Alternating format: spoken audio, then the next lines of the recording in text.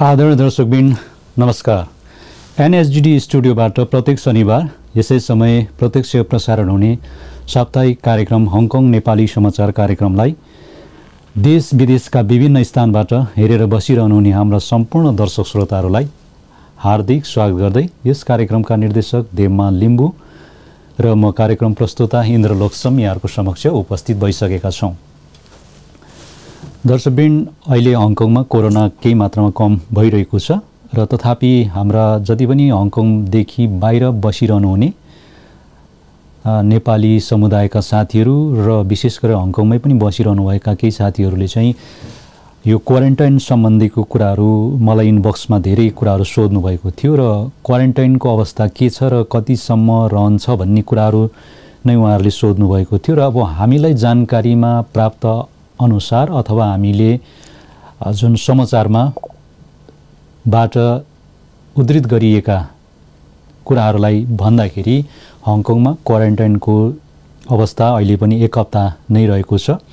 तर तथापि योभन्दा अगाडि क्वारेन्टाइन बसिसकेपछि घरमा फेरि एक हप्ता बस्न पर्ने भन्ने नियम त छँदै थियो। तर अहिले हङकङमा कोरोना कम हुँदै गर्दाखेरि क्वारेन्टाइनको अवस्था पनि केही घटाउने हो कि भन्ने कुराहरूमा चाहिँ छलफल भइराखेको सम्म चाहिँ कुरा आएको छ। तर तथापि अब यो विषय अहिले त्यति यसलाई उठाइएको छैन र अद्यापि हङकङमा एक हप्ताको क्वारेन्टाइनको अवस्था रहेको छ र यहाँहरूले नेपालबाट आउँदै हुनुहुन्छ अथवा युके अथवा अमेरिका अथवा क्यानाडाबाट हङकङ आउँदै हुनुहुन्छ भने यहाँ 48 घण्टाको पिसिआर रिपोर्ट र खोप लगाएको कार्ड र एक हप्ताको होटल बुकिङ क्वारेन्टाइन गर्नै पर्ने हुन्छ र यो केही महिना अगाडि नियम लागू भएको छ र यो नियमलाई फेरि अहिले परिमार्जन गरिएको छैन अथवा संशोधन गरिएको समाचारहरू आएका छैनन्। त्यसकारणले गर्दाखेरि अझै पनि यो नियम एक हप्तासम्म रहेको भनेर हामी यहाँहरूलाई जानकारी गराउन चाहन्छौँ। धेरै साथीहरूले इनबक्समा क्वारेन्टाइनका कति बस्नुपर्छ र के छ भन्ने सन्दर्भको कुरा गरिरहनु भएको थियो र मैले यसै विषयलाई चाहिँ अहिले मुख्य एउटा भूमिकामा यहाँहरूको समक्ष प्रस्तुत गरेको छु र यति भनेपछि यहाँहरूले बुझ्नुभयो होला। तर पनि हङकङमा चाहिँ अहिले क्वारेन्टाइनको सङ्ख्या त्यति हुँदै गर्दा क्रमिक रूपमा सङ्क्रमितहरूको सङ्ख्या चाहिँ ओह्रालो लागिरहेको छ। तथापि बाहिरबाट आयातित केही सङ्ख्याहरू पनि थपिने क्रमहरू भइराखेको छ। अब हामी यस पछाडि जुन समाचारमा कोभिडका रिपोर्टका समाचारमा यो विषयलाई अलिकति हामी छुन्छौँ। त्यस पछाडि सामुदायिक आइसोलेसनहरूको पनि अब केही दिन पछाडि बन्द गरिने समाचारहरू पनि आएका छन्। अनि त्यस्तै यो बाहिरबाट आउनेहरूलाई अहिले चाहिँ फेरि जुन पिसिआर चेक गर्ने सिस्टममा चाहिँ ऱ्यापिड अथवा ऱ्याटले गर्ने भन्ने कुराहरू पनि आइसकेको छ। अनि हामीले भोलि मे 8 मा हुन गइराखेको कार्यकारी प्रमुखको निर्वाचनको सन्दर्भमा केही छोटो समाचार पनि लिएर आएका छौँ र यहाँहरू हामीसँगै जोडिनुहोला। अब हामी छोटो ब्रेकमा जानेछौँ।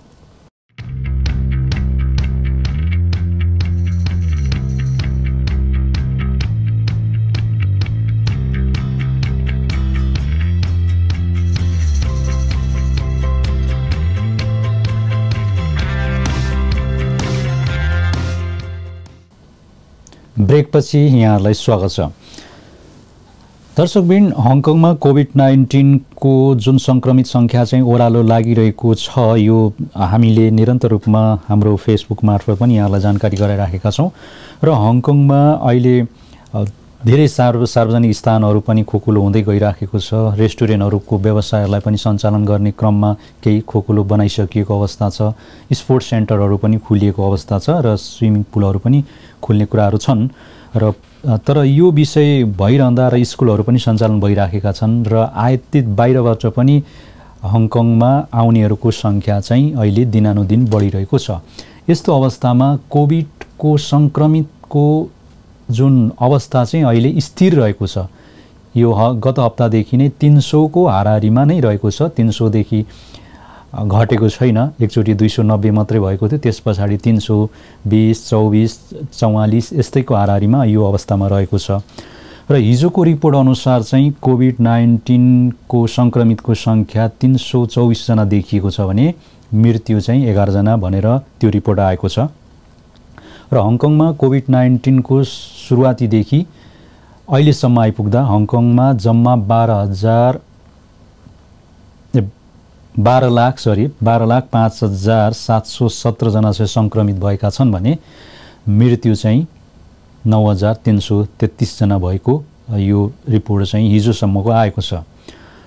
र अर्को कुरो, अब विश्वमा चाहिँ यो सङ्क्रमितको सङ्ख्या कति भयो, कति मर्यो भन्ने कुराहरू चाहिँ पहिला हामीले अपडेट गरिराखेका थियौँ, तर अब पछि अत्याधिक भइसकेपछि हामीले त्यसलाई अपडेट गर्न छोड्यौँ, किनभने हामीले हङकङको मात्रै सङ्क्रमित र सङ्ख्या र त्यस पछाडि मृत्यु दर र सङ्क्रमितको अवस्थाबारे जानकारी गराउने उद्देश्यले मात्रै त्यो तरिकाले फोकस गऱ्यौँ।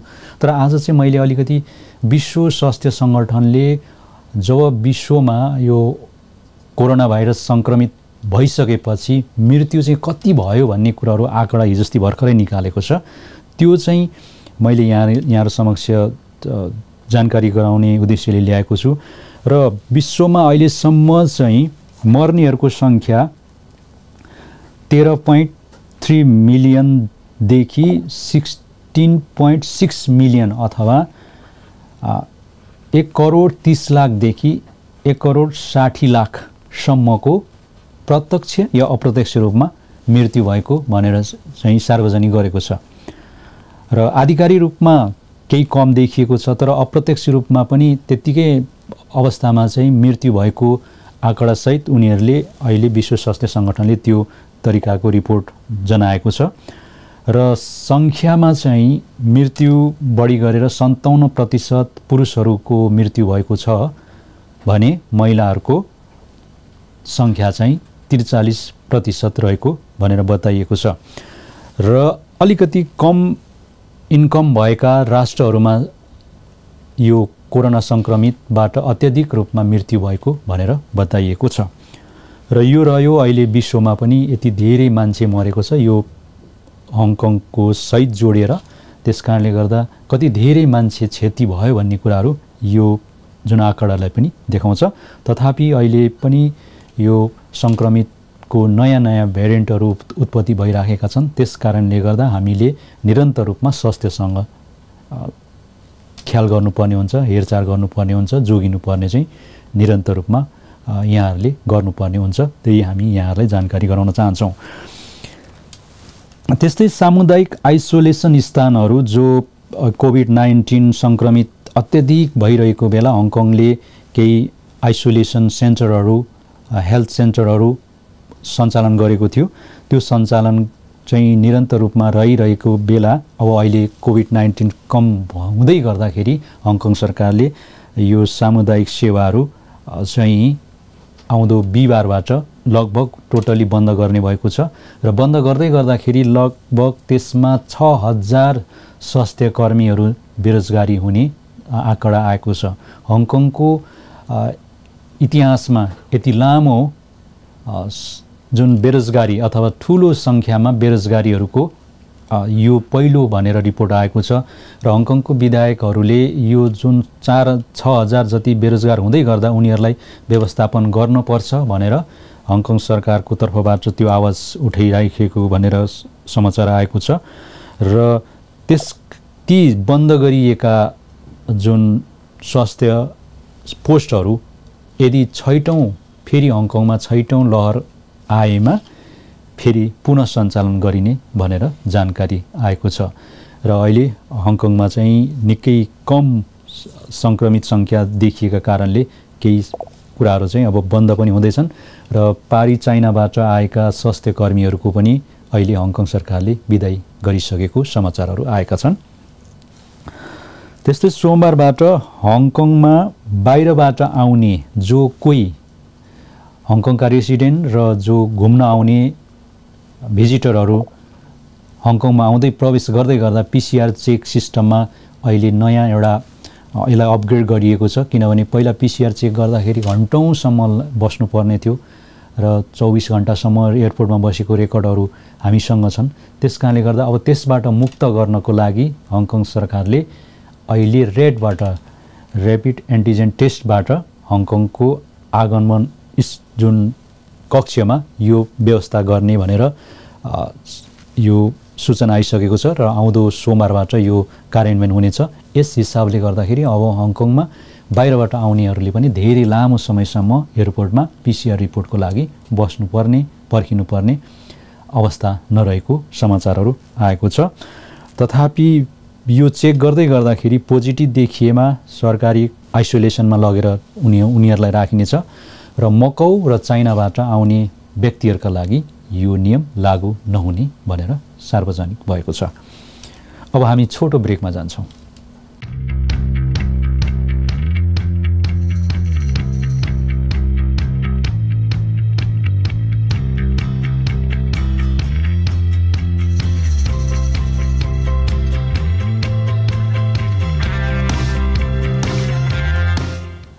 ब्रेकपछि यहाँहरूलाई फेरि स्वागत छ। मे 12बाट 38वटा सार्वजनिक पौडी पोखरीहरू जो खुल्ने भनेर समाचार आइसकेको छ र जुन पब्लिक स्विमिङ पुलहरू जो इन्डोर पब्लिकहरू जो जताततै छन् तिनीहरू हङकङको स्थानहरूमध्ये चाहिँ 38वटा खुल्ने भनेर आइसकेको छ र त्यसमा पनि फुल प्याकेट जान पाइने छैन। त्यसको हलको स्विमिङ पुलको क्यापेसिटी जति छ त्यसको 50% मात्रै त्यो सहभागिता हुनेछन् र त्यति मात्रै उनीहरूलाई छुटकारा दिनेछ र त्यस पछाडि अब कन्टिन्यू कोभिड-19 को सङ्क्रमित नभएको अवस्थामा र यसलाई चाहिँ क्रमिक कम हुँदै गएको अवस्थामा आउँदो दिनहरूमा त्यसलाई बढावा दिने अथवा त्यसलाई फुल प्याकेजमा लाने कुराहरू त छँदैछन् र तर यहाँहरूलाई जानकारी गराउँ हङकङमा मे 5बाट पब्लिक जो बीच थियो सामुद्रिक बीचहरू चाहिँ खुला गरिसकेको छ। स्पोर्ट्स सेन्टरहरू पनि खुला भइसकेको छ। यहाँहरूलाई स्मरण होस् र जुन पब्लिक बीच खोलिसकेपछि धेरैभन्दा धेरै जुन स्विमर गर्नेहरू चाहिँ अत्याधिक रूपमा त्यो बीचहरूमा देखिएको भनेर पनि समाचार आएको छ र त्यसमा पनि यहाँहरूलाई फेरि एउटा जानकारी के पनि गराउन चाहन्छौँ भने जस्तो अहिले चाहिँ बीचतिर अथवा स्विमिङ स्पोर्टतिर तपाईँ हामी जाँदै गर्दाखेरि स्पोर्ट्स सेन्टरभित्र मास्क अनिवार्य गराइएको छैन तर व्यक्तिको हिसाबले लाउन पाइन्छ लाउनु नै पर्छ भन्ने यहाँहरूलाई हामी सूचना प्रवाह गर्छौँ किनभने सूचना लाउन आवश्यक नभए हुन्छ भन्ने कुराहरू आए पनि तर अब स्वास्थ्यका हिसाबले र जो एकदमै जोगिनु पर्ने भएका कारणले हामीले हरेक एक्टिभिटीमा मास्क चाहिँ अनिवार्य लाउनु पर्ने हुन्छ र लाउनको लागि हामी अनुरोध गर्न चाहन्छौँ तर बाध्यात्मक स्थितिलाई चाहिँ फुकुवा गरिएको समाचार आइसकेका छन्। र त्यस्तै मे 15बाट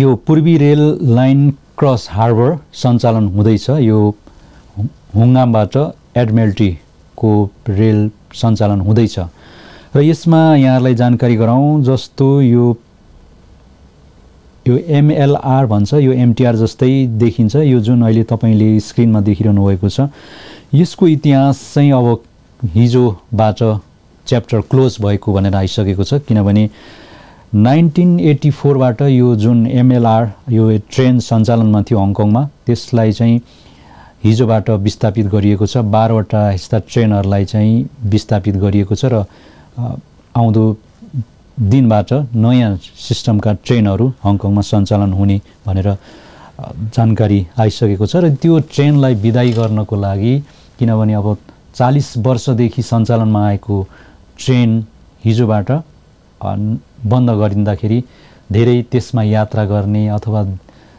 20औं वर्ष 30औं वर्ष त्यसै MTRबाट पदयात्रा गर्ने अथवा काममा जाने घर जाने गरेकाहरूले हिजो चाहिँ बाई गरेको भनेर समाचार पनि आएको छ र त्यो एकदमै एउटा हङकङको एउटा इतिहासको पुरानो ट्रेन हिजोबाट पुनः चाहिँ बन्द भएको समाचार आएको छ र मे 15बाट चाहिँ यो नयाँ सिस्टमको यो ट्रेन पनि अब सुचारू त भइसकेको छ र यहाँहरूलाई जानकारी गराउँ हुङगामबाट 7 एडमिरल्टीसम्मको यो क्रस हार्बर टनल पनि सञ्चालन हुनेछ र यसले चाहिँ धेरै छिटोभन्दा छिटो केही घुमेर जानुपर्ने जुन समयहरू थियो त्यसलाई समय पनि बचत गर्ने भनेर आएको छ भने अर्को कुरो बस सञ्चालनमा पनि केही घाटा पर्ने भन्ने कुराहरू आएको छ।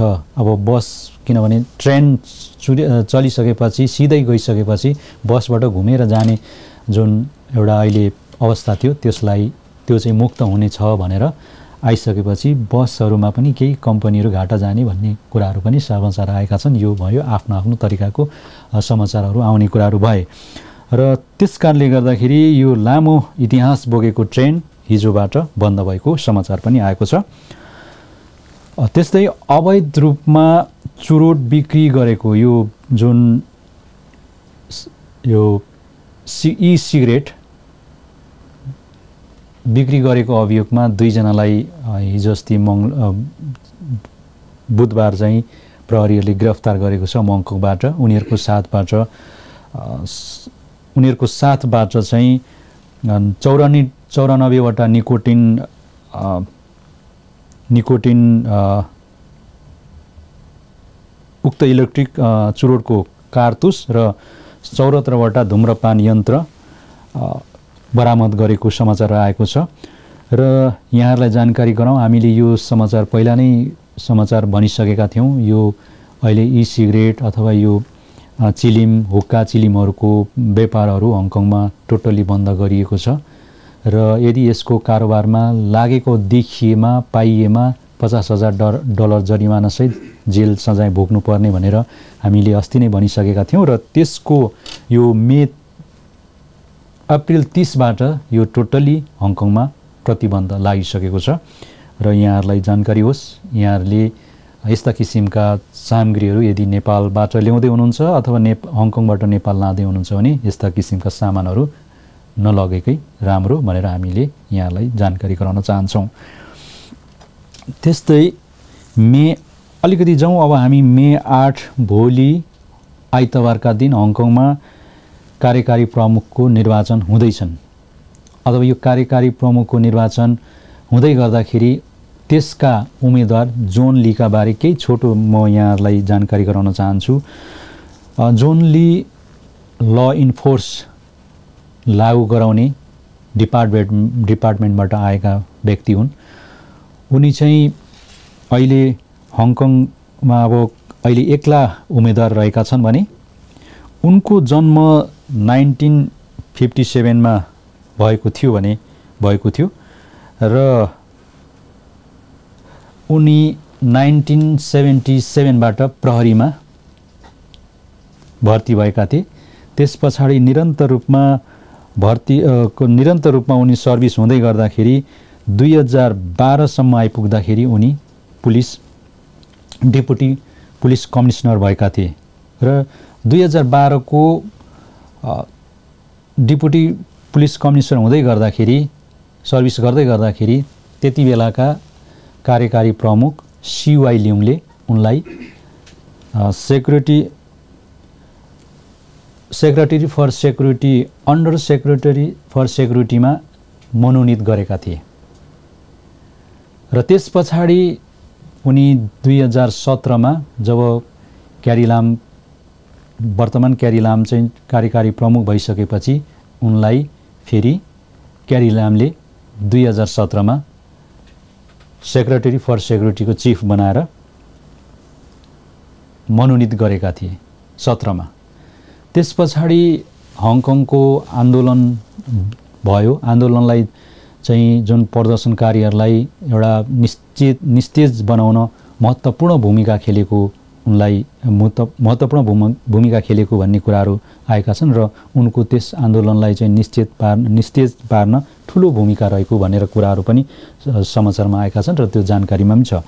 र त्यस पछाडि उनी चाहिँ 2021 को जुनमा फेरि कार्यकारी प्रमुख क्यारी लामले उनलाई चाहिँ चिफ सेक्रेटरीमा मनोनित गरेका थिए र यसरी उनले चाहिँ जब आफ्नो योग्यतालाई एकदमै अगाडि बढाउँदै लाँदै गर्दाखेरि अहिले भर्खरै मात्रै उनले राजीनामा दिएर भोलिको चिफ एक्जिक्युटिभको उम्मेदवारका लागि उनी एक्ला उम्मेदवार रहेका छन् र उनले आउँदो दिनहरूमा अब कसरी काम गर्छन् भन्ने कुराहरू त्यस विषयमा अलिकति हामी जोडौँ।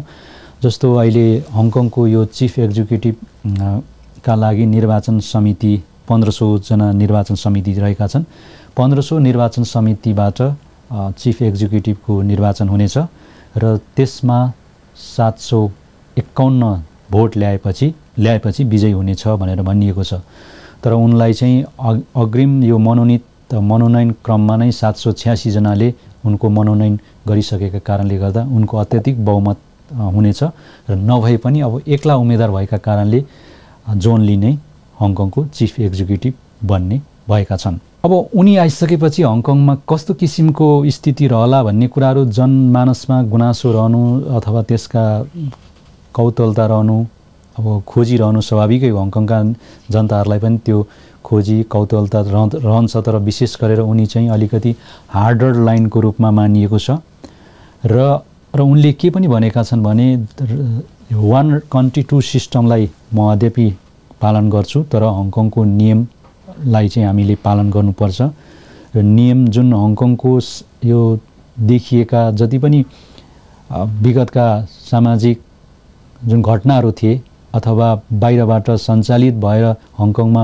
जुन तरिकाले हङकङको राजनीतिलाई तहस-नहस बनाउने अथवा 1 कन्ट्रीलाई तहस-नहस बनाउने खेलहरू खेलिएका थिए र प्रदर्शनकारीहरूलाई उकासिएर त्यो तरिकाको अवस्था आएको थियो। यो सामाजिक ज्वरोलाई निमिट्याउने बनाउने भन्ने उनको घोषणा आएको छ र तथापि उनले हङकङको आर्टिकल 23 लाई पनि उनको प्रमुख उद्देश्य रहेको छ।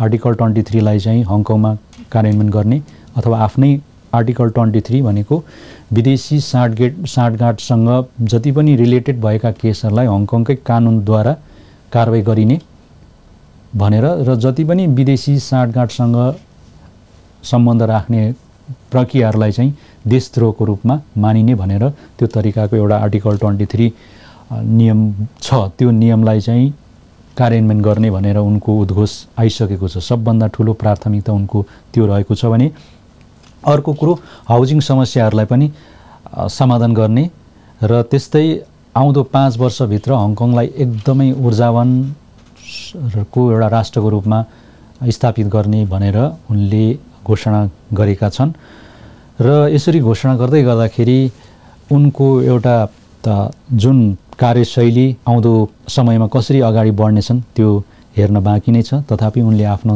तरिकाले घोषणा गरिसकेका छन् र हङकङमा जोन लीलाई अलिकति डिसिप्लिन सेक्टरबाट आएका कारणले गर्दा हङकङमा केही सामाजिक नियमहरू कडा हुनेछ भन्ने हुनेछ, त्यसलाई नकार्न सकिँदैन र पुलिस फोर्सहरू एकदमै सक्रिय रूपमा बनाइनेछ अथवा सेक्युरिटी पर्सनलहरूलाई एकदमै पावरफुल बनाइनेछ भन्ने कुराहरू यहाँहरूले बुझ्न सक्नुहुनेछ। र अर्को उनी अलिकति मिडियाहरूसँग चाहिँ त्यति सकारात्मक नभएको भनेर मिडियाकर्मीहरूले पनि खण्डन त्यो तरिकाले आरोपहरू बेला बेला लगाइराखेका छन् र प्रश्नहरूमा पनि प्रश्न गर्दै गर्दाखेरि जुन मिडियाहरूको संरक्षण र उनीहरूको जुन स्वतन्त्रताको बारे के छ भनेर भन्दा पनि उनले चाहिँ हङकङ एउटा कानुन राष्ट्र हो, कानुनमा रहेर मिडियाकर्मीहरूले आफ्नो मिडिया रिपोर्ट गर्न पाउनेछन्, तर कानुनको उल्लङ्घन गरेर यदि रिपोर्ट गरेको खण्डमा पाइएमा त्यो चाहिँ क्षम्य हुने छैन भनेर उनले अस्ति नै भनिसकेका छन्। त्यस कारणले गर्दाखेरि हङकङमा यदि हङकङको राजनीति आर्थिक र सामाजिकलाई त्यस्ता किसिमका आक्षेप लाउने समाचारहरू प्रसारण गर्न पाइने छैन र सेयर पनि गर्न पाइने छैन। यहाँहरूले सामाजिक सञ्जालबाट त्यस्ता किसिमका सेयर गर्नुभयो भने तपाईँलाई कारबाही हुने निश्चित छ। यो रह्यो र हामीले जोन लीको व्यक्तिगत विवरण र आउँदो उनले गर्ने केही कुराहरू मात्रै मुख्य गरेर हामीले एउटा यहाँनिर तपाईँहरूको समक्ष राखेका छौँ र अब हामी हाम्रा केही प्रतिक्रिया जानुभन्दा पनि अगाडि हामीसँग केही एउटा सूचना प्राप्त भएको छ भनेर हामीलाई यहाँ जानकारी आएको छ। यो आइसकेको छ। यो अस्ति नै हामीले एकचोटि यसलाई यहाँहरू समक्ष जानकारी गराइसकेका छौँ। हङकङ नेपाली महासङ्घको तर्फबाट beyond rich information and prevention भन्ने सूचना थियो। त्यो सूचना हामीले यहाँलाई अगाडि पनि जानकारी गराएका थियौँ र फेरि पनि गराउनेछौँ र 15 मेमा चाहिँ सन्डेका दिन 2 देखि 5 बजेसम्म ब्लू ओसन रेस्टुरेन्ट एन्ड बारमा यहाँहरूले उपस्थिति हुन सक्नुहुनेछ र अग्रिम बुकिङको लागि जानकारी गराइएको छ। यहाँहरूले 66 62 33 35 मा फोन गरेर आफ्नो बुकिङ सुरक्षित गर्नुहोला। विशेष गरेर लागु औषध विरुद्ध सचेतना र अभिभावकीय शिक्षा गोष्ठी भनेर भनिएको छ। यो विषयमा हामीले केही मात्रामा अगाडि नै पनि ब्रिफिङ गरिसकेका छौँ। यो यहाँहरूलाई फेरि पनि यहाँहरूले छिटोभन्दा छिटो आफ्नो सिट सुरक्षित गर्न हुन हामीलाई यो सूचना प्रवाह गरिदिनु हुन जानकारी आएको छ। त्यस्तै एजुकेसन टुरको कुरा पनि आएको छ। Community support team for Nepalese कम्युनिटीको तर्फबाट एजुकेसन टुर यो बिग बुद्ध लान्तौको टुर रहनेछ र यो फ्री भिजिट हो। यहाँहरूले पनि यसका लागि पनि सम्पर्क गर्न सक्नुहुनेछ। आउँदो मे 19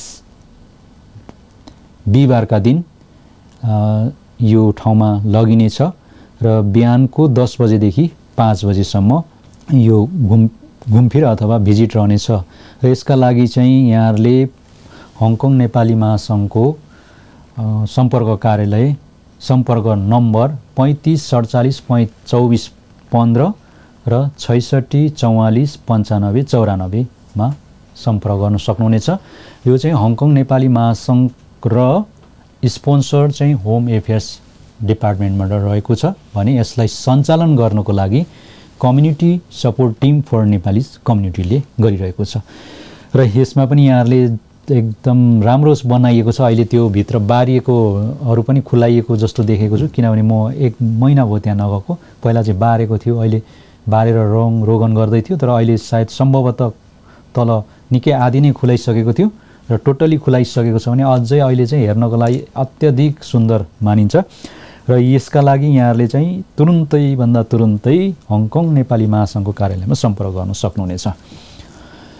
अब हामी प्रतिक्रियामा जानेछौँ। हाम्रा केही दर्शक श्रोताहरूले केही प्रतिक्रिया दिनुभएको छ भने त्यस्तै हामी यहाँहरूको प्रतिक्रिया चाहिँ हामीले कहिले पनि छुटाउँदैनौँ, किनभने यहाँहरूले हामीलाई कसैले केही सोधिरहनु भएको हुन्छ भने कसैले आफ्नो कुराहरू राख्नुभएको हुन्छ।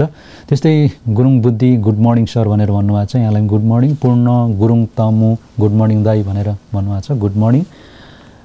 रोजो लिम्बू सेवारो गुड मर्निङ दाई भनेर भन्नुभएको छ, गुड मर्निङ यहाँलाई पनि।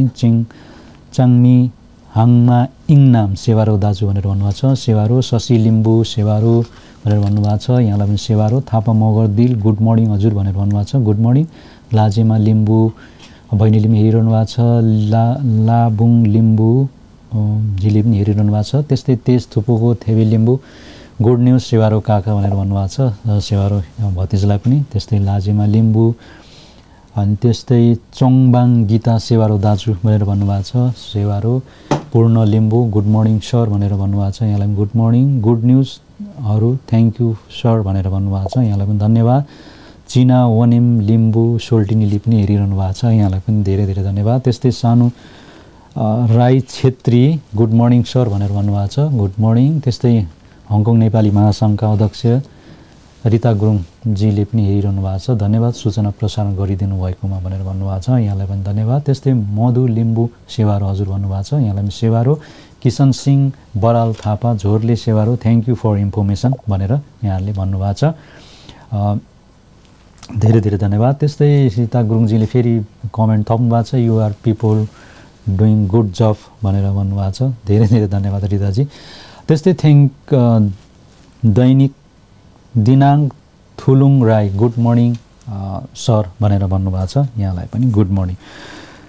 र दर्शकवृन्द, हामीले यहाँहरूलाई जानकारी गराउन चाहन्छौँ, यहाँहरूको केही समस्याहरू छन् भने यहाँहरूले मलाई इनबक्समा जो समस्याहरू मेरो इनबक्समा आएको छ, धेरै केही साथीहरूले इनबक्समा गर्नुभएको छ, तर मेरो भनाइ चाहिँ के हो भने यहाँहरूले यदि तपाईँहरूको त्यस्तै विकराल समस्या हो भने र कसैबाट पीडित हुनुहुन्छ भने र पीडित भएकै हो भने त्यो चाहिँ हामीले प्रत्येक शनिबार यसै समय प्रत्यक्ष रूपमा हाम्रो प्रसारण हुन्छ हङकङ नेपाली समाचार कार्यक्रम।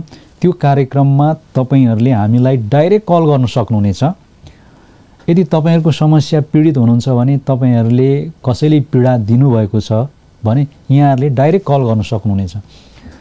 र अब तपाईँहरूले मलाई इनबक्समा मेरो पर्सनल इनबक्समा पठाउनु भएको समस्या चाहिँ मैले अब फेरि राख्न मिल्दैन, किनभने त्यो पनि एउटा आफ्नो गोपनीयताको कुरा हुन्छ।